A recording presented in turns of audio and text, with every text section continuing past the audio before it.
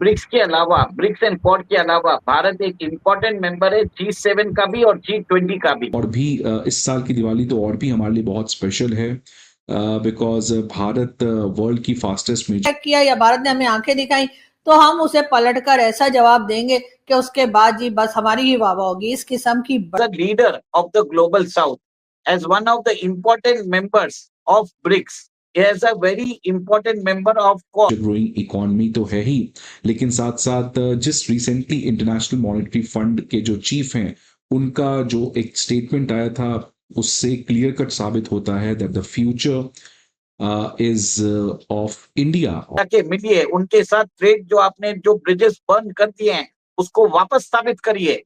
तो अब वो बोल रहे हैं कि अपने जंगी जुनून में इस्तेमाल कर रहे हैं, जो हम ये बताने के लिए कि जी हम बड़े ताकतवर हैं, जी हमारे पास बड़े न्यूक्लियर वेपन्स हैं।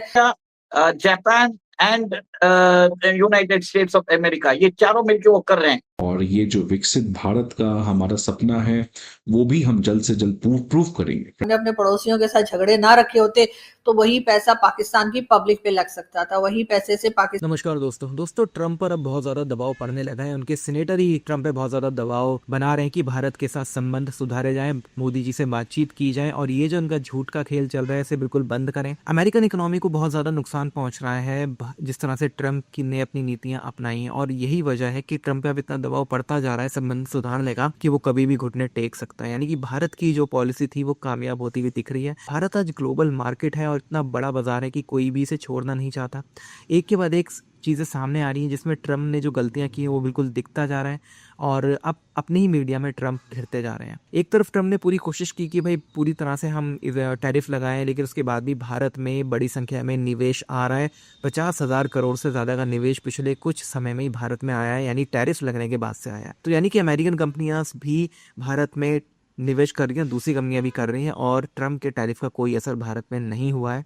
यही वजह है कि ट्रंप को अब लग रहा है कि उसे हार माननी पड़ेगी। आप इस सब के बारे में क्या सोचते हैं कमेंट बॉक्स में ज़रूर लिखिएगा। वीडियो अच्छा लगे तो लाइक करें, शेयर करें, चैनल को सब्सक्राइब करना ना भूलें और बेल का आइकन प्रेस करते लेटेस्ट नोटिफिकेशन नहीं। आइए आगे बढ़ते हैं इस वीडियो में। देखिए अंबर जी, ब्रिक्स के अलावा, ब्रिक्स एंड क्वाड के अलावा भारत एक इम्पोर्टेंट मेंबर है G7 का भी और G20 का भी। G7 के अंदर भारत को हर साल इनवाइटी भेजा जाता है और G20 के अंदर हम एक तरह से होस्ट रह चुके हैं।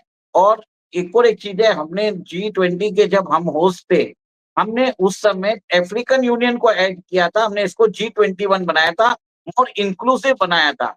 तो भारत अपने आप को पोजीशन कर रहा है as the leader of the Global South, as one of the important members of BRICS, as a very important member of Quad, a permanent special invitee in G7। इतने सारे मल्टीलैटरल फॉर्मेट्स में हर जगह भारत है। एक तरह से यूनिक चीज है, ये चीज आप देख लीजिए, it is everywhere you will find India. और इसके अंदर देखिए नेक्स्ट ईयर ब्रिक्स की प्रेसिडेंसी भारत के पास है।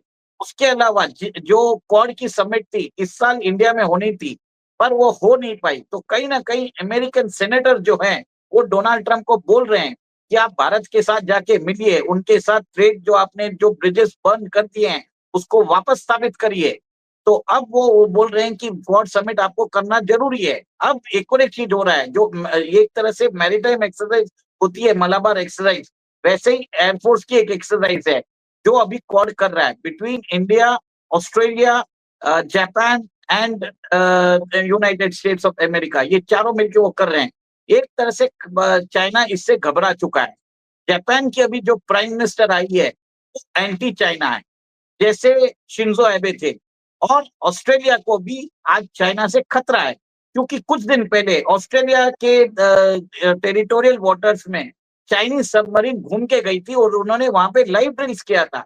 उसके बाद ऑस्ट्रेलिया की जो साइंटिफिक डेवलपमेंट एजेंसी है DSTO, उसका और भारत की DRDO के बीच में एक करार हुआ था कि सोनार ऐसा डिवाइस बनाया जाए ताकि ऑस्ट्रेलिया के अंदर फ्यूचर में अगर कोई चाइनीज सबमरीन आती है उसको डिटेक्ट किया जाए।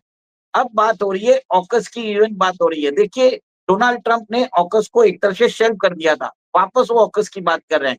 तो कहीं ना कहीं चाइना का जो थ्रेट है और डोनाल्ड ट्रंप का जो पागलपन है वो एक तरह से डोनाल्ड ट्रंप का पागलपन खत्म होता जा रहा है, जिसके कारण उनको चाइना एक थ्रेट नजर आ रहा है।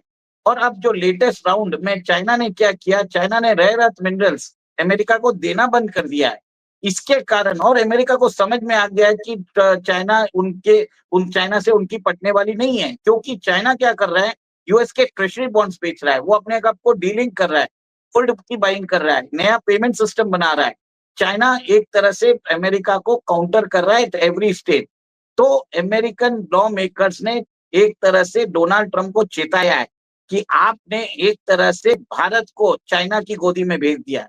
अब एक तरह से आप ये देखेंगे कि जो न्यूज रिपोर्ट्स आ रही है, भारत और अमेरिका के बीच में जो ट्रेड संबंध है वो नॉर्मलाइज हो रहे हैं। देखिए बहुत सारी चीजें आ रही है, H1B वीजा पे उन्होंने क्लैरिफाई, न्यूक्लियर बम है हमारे पास, तो ये है वो है, इस किस्म की बातें वहां करें। और अगर भारत ने किया तो जी, अगर भारत ने अटैक किया या भारत ने हमें आंखें दिखाई तो हम उसे पलटकर ऐसा जवाब देंगे कि उसके बाद जी बस हमारी ही वाह वाह होगी। इस किस्म की भड़कें, इस किस्म की हमेशा से जो एक कह लीजिए हमारे से जो बातें की जाती हैं वो अभी भी की जा रही हैं। और दूसरी तरफ आम जिंदगी जो लोगों की है उसको अजाब बना के रखा हुआ है।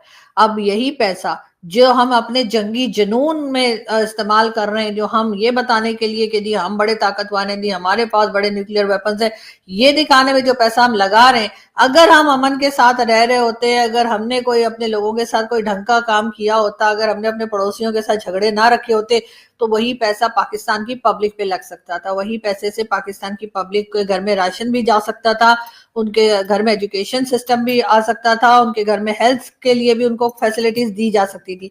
लेकिन अब ऐसा नहीं, हर चीज के लिए तो हम आईएमएफ के पास जाते हैं। अगर आईएमएफ से हम ना पूछें तो हम अपने लोगों को किसी किस्म का रिलीफ भी अगर देना चाहें तो उसके लिए भी हम आईएमएफ के दर पे खड़े होते हैं कि जी आप हमें बताइए, आप हमें इजाजत दीजिए, अगर हम ये कर सकते हैं या नहीं।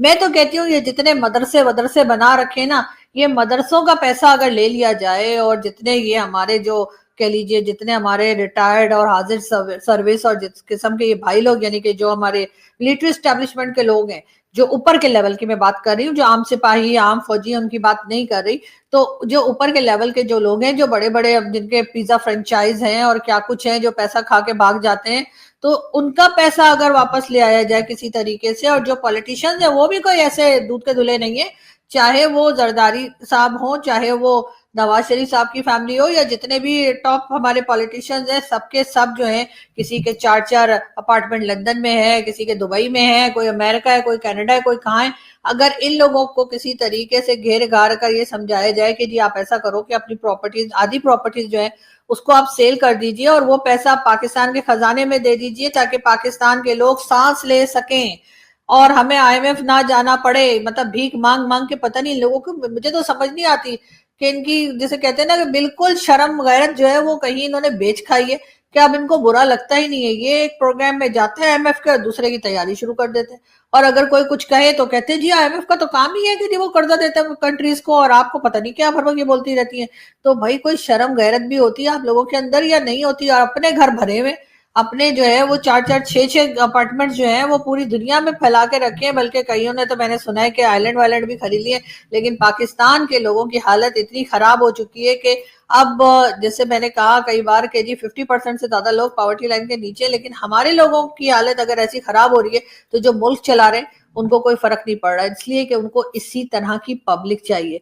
ऐसी ही पब्लिक चाहिए जिसके पेट में 2 वक्त की रोटी ना गई हो, ताकि वो आवाज ना निकाल सके, ताकि वो इसी मुश्किल में पड़ी रहे कि किसी तरीके से पूरा दिन लगाकर अपने बच्चों के सामने 2 वक्त की रोटी रख सके। और इन लोगों के ऊपर बात करने का, इन लोगों के ऊपर शोर मचाने का उसको पब्लिक को